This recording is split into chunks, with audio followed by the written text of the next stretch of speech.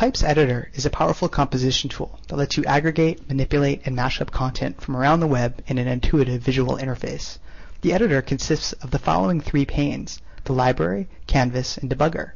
The library pane on the left-hand side lists available modules and saved pipes. The modules have been grouped into categories based on their functionality. Each of the modules perform a single specific task, such as retrieving a data source or translating items from one language into another. The canvas pane in the center is the main work area for assembling and testing your pipe. You build and edit pipes by moving modules onto the canvas from the library pane and wiring them together with your mouse. You can do this by clicking the output terminals of any module, then clicking on the input terminal of the module you want to feed that data to. Let's give it a shot. The editor will flash compatible terminals that can be connected together in orange to indicate which connections are permitted. You can mouse over the terminals of any module to see what kind of data that terminal expects to emit or receive. To sever a connection between modules, click on either of the terminals at the end of a wire. A small scissor icon will appear. Many modules have configurable parameters and input fields. You can fill these in like form fields or supply them with appropriately typed input from another module. The debugger is a resizable pane at the bottom, which lets you inspect the pipe output at various stages in your pipe. Let's go ahead and start building our first pipe. Using the Fetch Site Feed module, you can enter a URL for any website. It will try to auto-discover any RSS, RDF, or Atom feed that's embedded in that URL's website.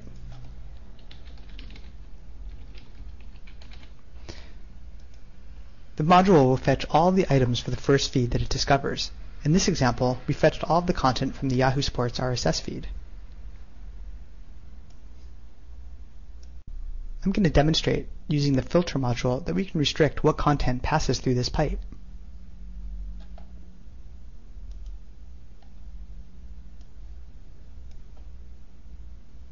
By wiring these two modules together, I've created a data connection that allows content from one module to pass to the other. I'm only going to permit content that flows through my pipe that contains the keyword tennis in any of its RSS item descriptions.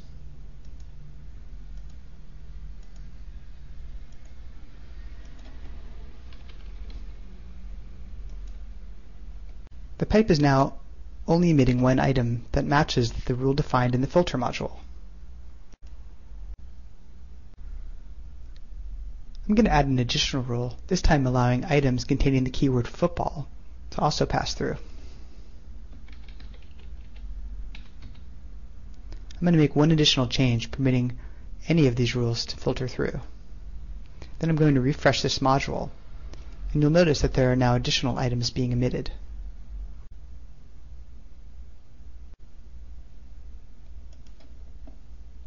All pipes must end by being connected to the pipe output module. I'm going to complete this pipe by making sure all of them are connected together.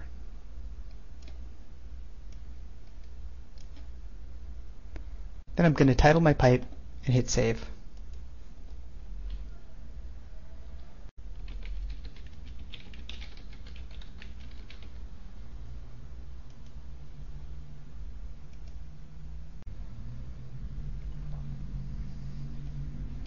Since I want others to be able to discover and potentially copy my pipe, I'm going to publish it.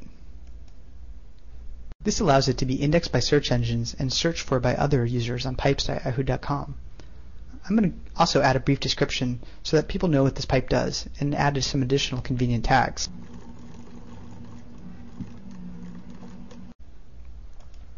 Once I hit publish, I'm going to run it and take a look at this pipe's hosted run page.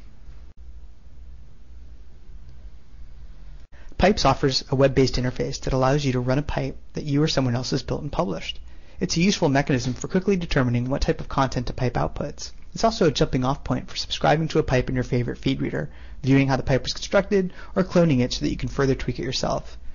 In this example, I've just added my pipe to my Yahoo page.